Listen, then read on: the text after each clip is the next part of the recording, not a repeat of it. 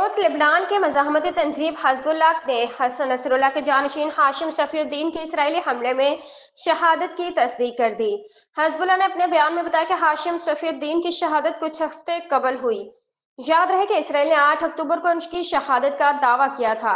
हज़बुल्लाह ने अपने बयान में बताया कि हम अपने अजीम शहीद और उनके शहीद भाइयों से अहद करते हैं कि आज़ादी और फतह के मकासद के हसूल तक मज़ाहमत और जहाद का रास्ता जारी रखेंगे।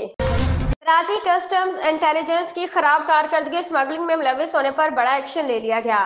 एफबीआर ने कस्टम्स इंटेलिजेंस का महकमा ही खत्म कर दिया। कस्टम्स इंटेलिजेंस का महकमा खत्म किए जाने के बाद अब कस्टम्स इन्फोर्समेंट काम करेगी।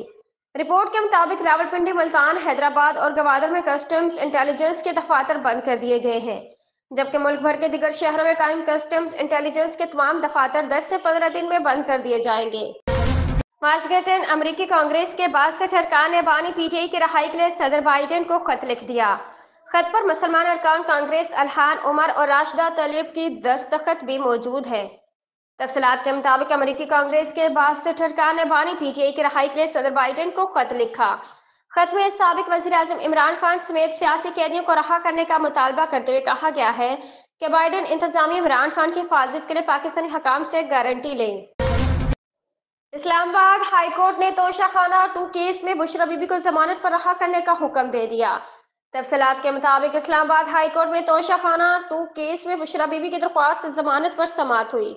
जस्टिस मियां गुल हसन औरंगजेब ने दरख्वास्त पर समाअत के दौरान जस्टिस गुल हसन औरंगजेब ने इस्तफसार किया कि बुशरा बीबी ने तोहफ़ जमा नहीं कराए तो बानी पीटीआई को मुलजिम क्यों बना दिया गया।